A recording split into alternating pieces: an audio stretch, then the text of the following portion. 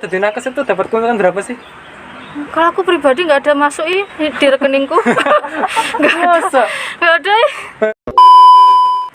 Banyak sih orang sih yang bilang, kenapa kok swab mahal? Kenapa kok ini pemeriksaannya mahal? Nah, ada yang ngomong gitu juga. Sebenarnya nggak lebih parah dari influenza, cuman tenaga medis itu membesar-besarkan gitu. Jadi kayak ada yang ngomong konspirasi lah, ada yang ngomong ini tuh ada pihak yang mengambil keuntungan lah dan lain sebagainya.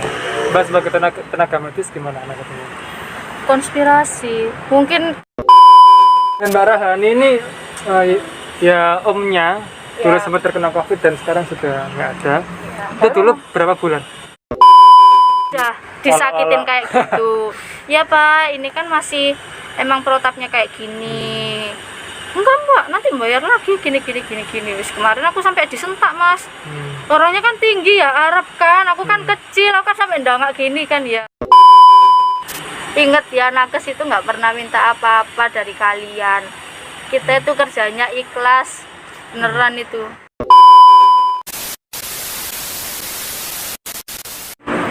Assalamualaikum, welcome back to my channel di segmen Andi Ajeng Nongkrong Diskusi. Ini merupakan episode ketiga podcast saya, dan kali ini cukup spesial sekali karena saya mendatangkan dua narasumber yang bergelut dalam bidang kesehatan, ya kan? Nah, sesuai dengan judul, hari ini kita akan membahas tentang apakah COVID itu rekayasa dan berbahaya.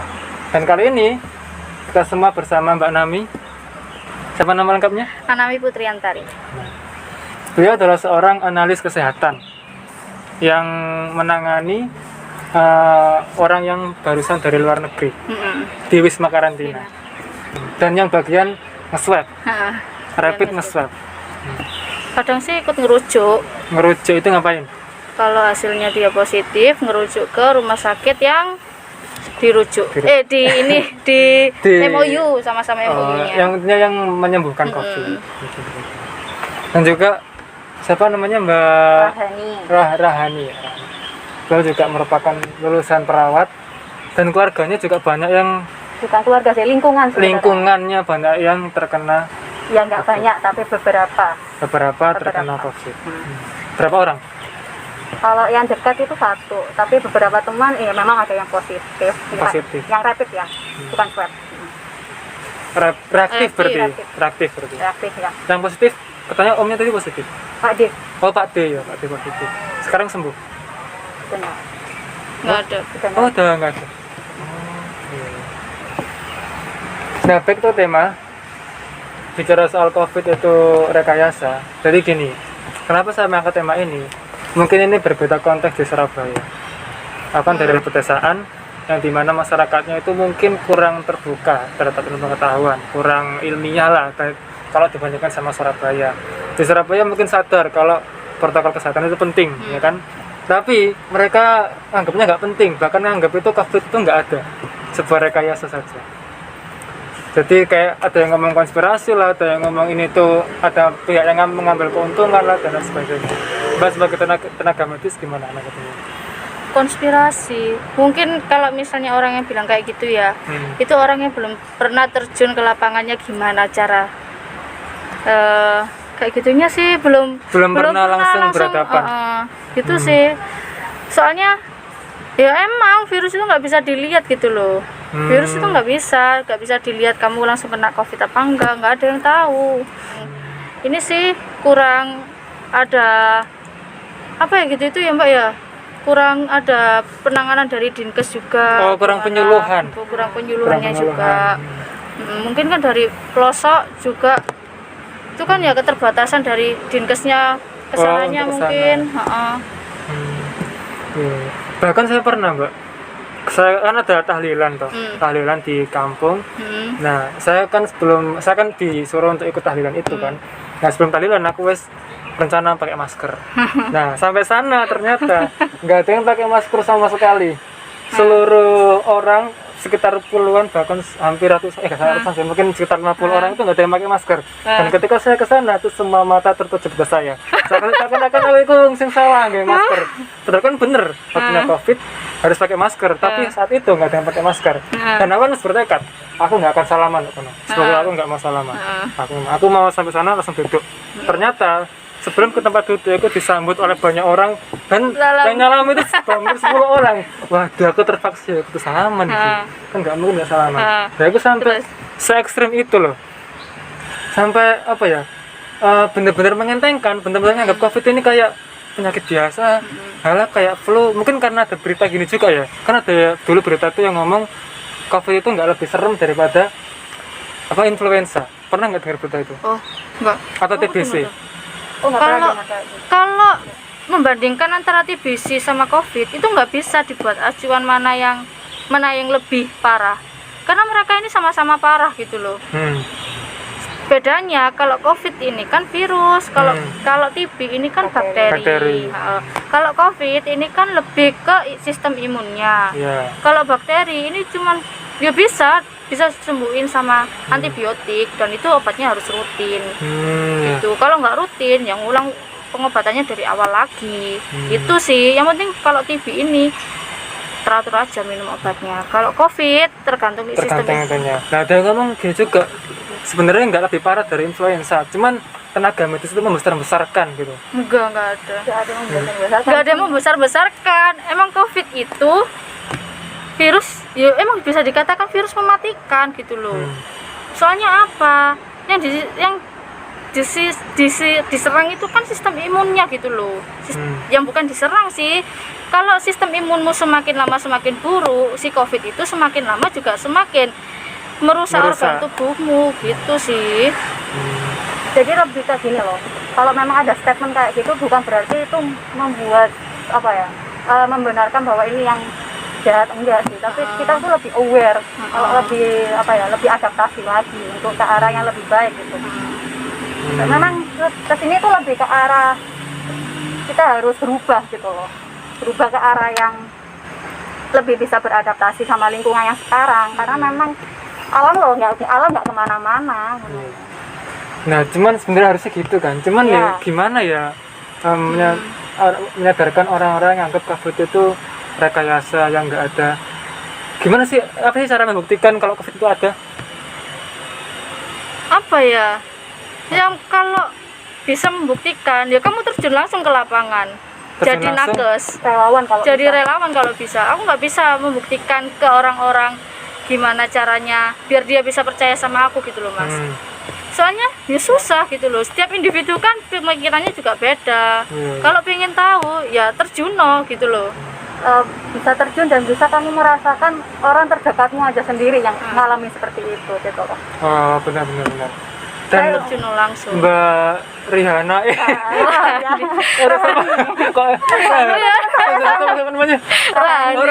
Rihanna, astagfirullah. Dan Mbak Rahani ini ya omnya dulu sempat terkena COVID dan sekarang sudah nggak ada. Itu dulu berapa bulan? Itu baru cepet banget dan aku dapat kabarnya juga sangat cepet banget. Makanya 2020 itu sangat limited edition gitu loh, maksudnya serba cepat, kita harus adaptasi serba cepat gitu kan. Ademu ada ini tak Bude? Ada komorbid. Ada komorbidnya. Komorbid itu apa? Pembawa penyakit penyerta. Oh, apa? Diabetes mellitus. Oh, diabetes tambahin COVID ya. Jadi semakin berat kan dia itu. Kan imunnya juga Sistem nurun. imunnya nurun. Akhirnya antibiotik nggak cukup buat meningkatkan imunnya dia. Nah, mungkin orang-orang yang nggak ada itu jangan-jangan dia tuh nggak pernah melihat dengan mata kepalanya sendiri karena kena COVID itu gimana. Cuman dengar dari berita. Nah, akhirnya berita-berita itu dianggap hoax, dianggap nggak beneran, dianggap cuman rekayasa. Padahal di Surabaya kan yang paling banyak kalau nggak salah ya, yang kena. Bahkan katanya Mbak kemarin di RS apa? AL ya? RSAL. Kalau sampai itu kan penuh. Sampai penuh, harus sampai penuh. Nggak iso ya kan. Sutomo penuh. Bayangin, rumah sakit sebesar itu penuh dengan pasien COVID. Dan apa? Pokoknya banyak rumah sakit yang penuh kayak asrama haji itu juga. Asrama haji itu emang maksudnya kan fasilitasnya emang segitu. Ya bisa segitu. nentuinnya. Emang harus penuh udah nggak iso. Ya kalau aku sih memang dari kapasitasku ya bisa bilang kayak gitu sih. Tapi yang tahu lapangan ya kayak Mbak Anami, kayak teman-teman Mbak Anami yang di lapangan sama teman-teman saya yang juga di lapangan sih yang lebih tahu gitu loh. Yang saya alami ya sesuai kapasitas saya dengarkan curhat mereka lewat video call, lewat apapun itu. Teman-temannya juga ada yang reaktif juga ya. Ada yang Kalau reaktif. nakes itu kebanyakan gitu sih. Aku sendiri juga pernah di Oke. rapid, reaktif, terus isolasi mandiri 16 hari. Oh, pernah swab juga. Pernah. Cuman di dong. swabnya Swab negatif. negatif, alhamdulillah. Kayaknya nakes sering deh kayak ngono. Pulang dari dinasku kemarin dari Banyuwangi, isolasi Oh, iya. mandiri, swab lagi negatif, alhamdulillah wis kerja. Beberapa temanku juga swab, sering lah swab Sering swab, kita swab. gitu sih. Betul ya. Jadi buat teman-teman yang anggap COVID itu nggak ada, coba deh teman-teman itu boleh nggak sih lihat langsung ke pasien COVID? Nggak mungkin ya. Nggak mungkin, nggak bisa. Nggak mungkin. Jadi mungkin belum melihat secara langsung pasien COVID, dan sebenarnya nggak harus melihat secara langsung, tapi dengan berita-berita yang di media dan juga menurut pendapatnya Mbak Nami selaku tenaga medis dan juga Mbak aku mau keliru ya lagi Rahani yang juga keluarga dekatnya bahkan itu sempat sakit COVID. Terus sebenarnya kan dan juga berbagai macam cerita-cerita kan di media sebenarnya banyak ya Banyak banget. yang jadi pijakan buat membuktikan kalau COVID ini ada gitu. Nah, tinggal bagaimana kita menyiapkan diri untuk mentaati protokol kesehatan, gimana supaya kita nggak tertular. Yang paling itu tuh booming itu dulu tuh tentang ini loh, rekayasa konspirasi COVID. Ada yang anggap COVID ini merupakan buatan Cina, ada yang anggap COVID ini dulu senjata biologis, gitu kan? Pernah dengar kan? Aku sih Pernah pernah denger? denger itu gara-gara, tapi nggak ngerti ya Bude. Cina itu bentrok sama AS. AS. Nah itu emang dibuat si virus itu, tapi wis bocor dulu gitu. Wis bocor dulu akhirnya ya wis kayak Ya, gini. kita Tapi nggak ya ngerti nggak ngerti sih. lah. Nggak ngerti, ya nggak ngerti. Karena pro kontranya banyak banget. Ada yang ngomong ini beneran, ada yang dokter juga dari kesehatan ngomong ini rekayasa dan lain sebagainya. Pro kontranya banyak banget. Tapi kan terlepas itu ada yang mendesain atau yang nggak mendesain atau kayak ini alamiah. Yang penting kan COVID itu ono, sudah ada maksudnya. Dan yang kita lawan kan COVID-nya gitu loh. Kita nggak perlu mikirin ada yang buat siapa. Bener. Yang buat itu entah si A, Iya. entah si B. Terus kalau tahu misalkan yang buat si A, Terus mau kita ngapain? Terus mau ngapain? Ya kan mau ngapain? Mau demo juga Mau ngapain? demo. COVID-nya udah ada masalahnya. Udah banyak korban, terus kamu mau ngapain gitu loh. Sekarang mah mikirnya ya apa kita bisa Iya, apa bertahan. kita bisa bisa sembuh, Bisa bertahan dan bertahan, bisa bisa bertahan. menanggulangi biar kita nggak kena. Nah, orang itu mikirnya itu fokusnya itu bukan di gimana cara kita bertahan, tapi dicari-cari Dicari kesalahannya para nakes-nakes, para pemerintah sing Iya, pemerintah. Gimana ya letaknya gimana ya? Ya, dan ikuti isu konspirasi yang difokus itu ini konspirasi di share di sosial media, jadikan story Enggak mungkin sih. di share ke orang-orang COVID lo konspirasi gitu. Kalau konspirasi ngapain dokter-dokter mati, Cung? Mending ngabisin uang, ya enggak? Ngapain dokter-dokter mati? Kok mati sih? Meninggal, perawat-perawat meninggal itu buat apa kalau emang Iya. konspirasi gitu loh. Banyak orang udah berkorban sih, udah berguguran satu-satu gitu. Bahkan ada 100 tenaga medis kalau di Jawa pas kemarin itu. Yes, Itu, Itu yang ke teman 100. sama juga ada. Oh, nggak tahu, nggak ngeceki. Aku udah nggak mau ngecekin kayak gitu. Oh, nggak mau. Enggak sih, aku kalau pribadi aku udah nggak mau ngelihat berita tentang COVID. Aku nggak mau juga, meskipun COVID itu angkanya meningkat atau turun, itu aku tetap beranggapan COVID itu masih terus gitu loh Mas. Soalnya aku lihat sendiri orang-orang kayak gini aja suruh pakai masker aja nggak mau. Aku berhadapan sama penumpang aja suruh pakai masker aja seengkel-engkelan gitu loh Mas. Di Wiskar aja orang yang udah dikarantina masih jalan-jalan gitu loh. Itu kan kayak ya capek lah kayak gitu terus gitu loh. Pernah sampai dimarahin sama ini Apa? pasien apa orang yang baru datang dari Ya tadi kemarin Nah, iya, kemarin barusan sering gitu. sering hampir setiap hari kayak gitu. Kayak orangnya tuh beranggapan aku lu bawa rapid, aku sehat. Buat apa aku dicek lagi? Ya otomatis lah kita kan masih menjadi pelayanan yang terbaik meskipun udah disakitin kayak gitu. Ya Pak, ini kan masih emang protapnya kayak gini. Enggak mbak, nanti bayar lagi gini. Wis kemarin aku sampai disentak mas. Orangnya kan tinggi ya, Arab kan, aku kan kecil, aku kan sampai ndangak gini kan ya. Terus Ya aku disentak, kenapa sih mbak? Lu apa pak? Tak gituin. Ya apa ya mas ya? iya Ya jenenge manusia lah disentak ya otomatis melok nyentak ya mas ya. Kan ya capek kerja 12 jam kayak gitu. Ya wis, untungnya padahal itu kan sentak demi sentak. kebaikan nih dia sendiri sebenarnya ya. Kan yuk rapid Balik. kan yuk nggak bisa dibuat acuan gitu loh. Patokan itu nggak bisa rapid itu. Balik ke dia sendiri. Nakes kan membantu justru anggap membantu buat gimana supaya tahu apakah ada virusnya atau enggak gitu. Sampai pernah mau nyerah jadi nakes? Enggak Pernah. Tetap semangat, tetap punya apa enggak sih, namanya? enggak ada spirit. sama sekali, heeh. Tapi lah misalnya wis nggak mau diatur ya wis lah, kalau kamu sakit ya kita rawat. Kalau kamu dikasih tahu nggak bisa ya wis. Itu sih. Kalau nakes lu nggak minta apa-apa sih mas. Ingat ya, nakes itu nggak pernah minta apa-apa dari kalian. Kita itu kerjanya ikhlas, beneran itu. Ngomong kayak gini tuh kenapa? Soalnya itu udah terjun langsung ke lapangan gitu loh mas. Kasihan orang-orang yang kena covid itu. Kasihan sampai nangis-nangis, bosen lah. Masih punya keluarga lah ya. Jauh dari keluarga. Soalnya temanku beberapa memang ada yang nggak pulang Nggak pulang. Selama ini pandemi sama sekali sama sekali. di Malang itu ya? Kan kuliah di Malang. Kalau Atau di mana? Malang saya kan kuliah mas. Kalau di sini kan teman-teman saya berada di Surabaya semua. Oh, alah. Beberapa yang memang harus di karantina. Karantina. Nggak takut sebagai tenaga medis nih, kan bersentuhan langsung dengan pasien-pasien, nggak takut positif juga? Awal pas covid datang ke Indonesia itu, aku teleponan sama temanku yang sesama nakes lab. Dia nangis, aku juga ikut nangis ya, wajar lah mas. Iyalah, manusia dong. Ya apa ini, aku nakes juga takut. manusia kan, punya rasa, punya hati. Nangis mas, kita berdua nangis teleponan. Ya apa iki, terus kita nggak boleh pulang ke rumah ya apa, terus kita nggak iso ketemu sama keluarga. Jujur aku nangis iku aku pas bentrok-bentrok pas ruamene crowded banget Berarti covid. sekitar Maret atau April ya? Gitu teleponnya apa iki, aku takut. Ya apa, aku harus nge-swab kan juga lebih ini kan, lebih apa ya, lebih parah kan kalau kita berhadapan langsung sama swab. Kan dia kan harus buka mulut juga. Betul. Dimasukin gini kan ya? Dimasukin ke situnya kan lebih bahaya juga baginya kita gitu loh. Kan liar apalagi kan ya? Liar kan langsung cepat. Belum dia kalau dimasukin, kalau dia nggak batuk, kalau batuk Nggak itu kan, kalau bersin itu kan sing bahaya. Droplet yang sangat-sangat droplet.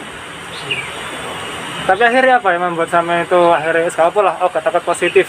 Terus biasa sih, nggak tahu, biasa sendiri aja. Karena mungkin mulai terbiasa. Mulai Semuanya kan terbiasa. dimulai dari biasa kan. Meskipun banyak yang meninggal dari tenaga medis. Biasa. Kemarin aja temenku, nggak temen sih, orang atasan Meninggal. meninggal juga. Ya sedih ya, tapi ya apa lagi. Gimana lagi? Covid itu nggak perlu ditakuti, yang penting kita tahu sendirilah gimana caranya kita membentengi diri sendiri. Nggak boleh takut, tapi nggak boleh berani gitu loh. Jadi tetap menerapkan protokol kesehatan lah yang sehatnya. Apa susahnya sih pakai masker gitu loh, masker tok wes. Masker dan physical dan lain-lain. Jelas ya, Masker, kan? cuci tangan, tangan. jaga jarak wes.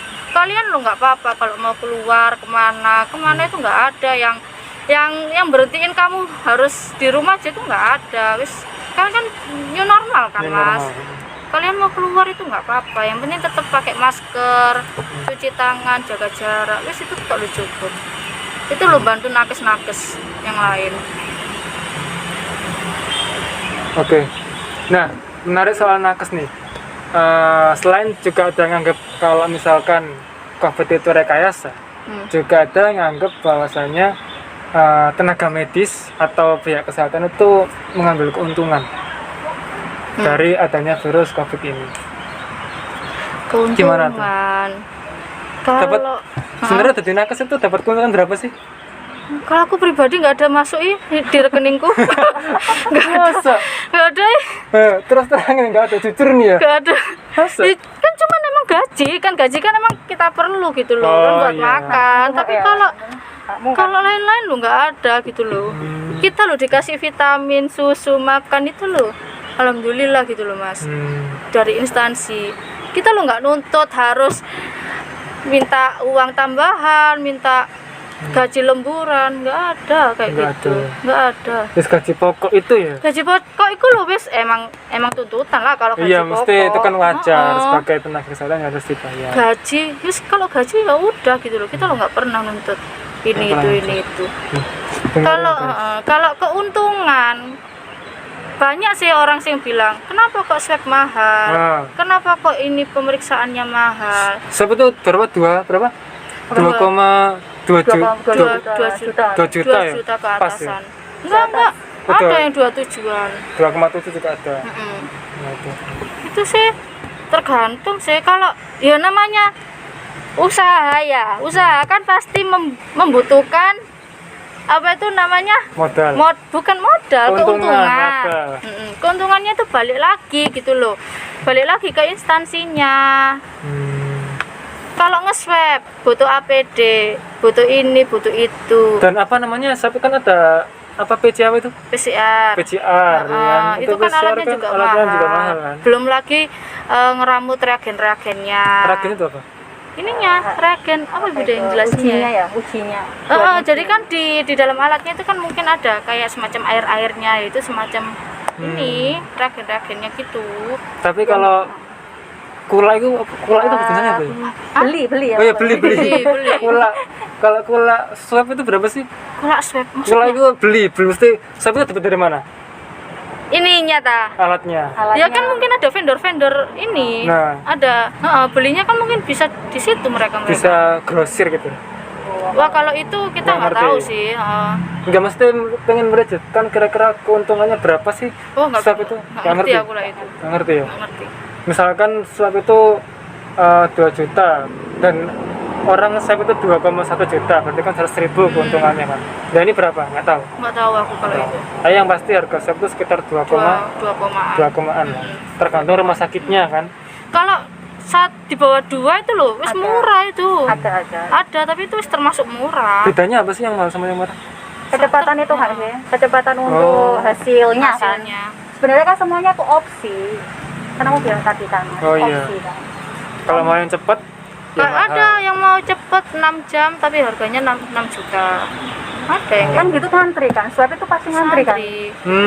Iya sih ya. Ngantri. Soalnya kan Ya, makanya kenapa Normalnya bisa kan 6 hari. berhari-hari? 5 hari ya normalnya. Tergantung, nggak iso dipatokan. Oh, nggak Tergantung instansi ini juga. Hmm. Ada yang 2 sampai 3, ada yang 3 sampai 4, ada yang seminggu, nggak mesti. Tergantung antri apa enggaknya. karena banyak pasti. Makanya semakin banyak pasien ya semakin antri. Betul. Ya enggak. Berarti soal keuntungan nih. Katanya kan banyak pihak-pihak yang menganggap bahwasanya COVID ini dimanfaatkan oleh pihak-pihak tertentu untuk mengambil keuntungan. Itu kira-kira gimana? Wajar lah aku kalau ngambil keuntungan itu. Tapi wajarnya itu bukan untuk si nakesnya gitu loh.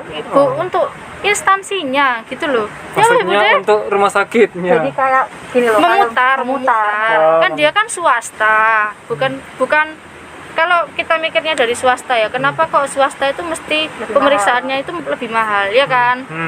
Ya karena dia swasta gitu loh, dia tuh Dia berdiri nggak dapat sendiri. subsidi dari pemerintah, Heeh. dia nggak dapat bantuan dari pemerintah. Berarti harusnya kalau negeri gratis, gratis apa Ya murah? enggak, ya ada yang murah gitu loh. Ada Kan yang kayak murah. Sutomo kan dia ada yang gratis, Sutomo swabnya. Oh, gratis. Gratis kalau dia Khusus nunjukin rapidnya reaktif. Oh. Kan ya lumayan loh mas. jadi kembali lagi ke usernya kan, Heeh. yang mau pengen tahu mana yang itu. Jadi semuanya tuh sebenarnya Tapi pasti lama itu yang gratis ya. Lama. Soalnya kan banyak. Sutomo kan harus antri juga. Antri juga. Kalau mau gratis ya resikonya gitu. Kalau mau bayar ya Cepet. cepet. Semakin mahal itu didahulukan gitu.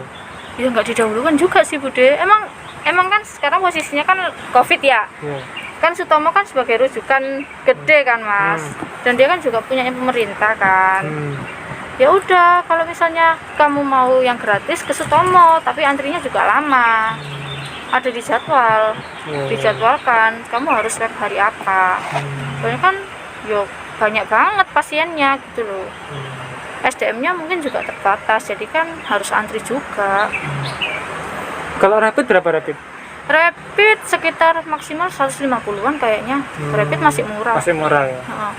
Itu yang buat mahal apa? Alatnya juga. Ininya, cartridge-nya. Cartridge itu apa itu? Bukan cartridge sih. Cartridge langsung iki. Kayak taspack gitu tuh loh. Ya, Oh. bukan. Kayak taspack, bukan kotak gini loh guys. Aduh, aku nggak ada fotonya sih. Oh, iya, Gitu sama. tak bukan ya. Bukan kayak tasnya HIV gitu loh Bude. Kotak warna Kotak putih. putih. Nah, semacam Dan gitu itu dia. digunakan sekali pakai. Sekali pakai. Sekali pakai. Oke. Yang mahal itu alatnya itu kan. Sama kan kalau misalnya rapid kan bisa diambil dari sini, bisa diambil dari sini juga, tergantung, balik lagi tergantung instansinya.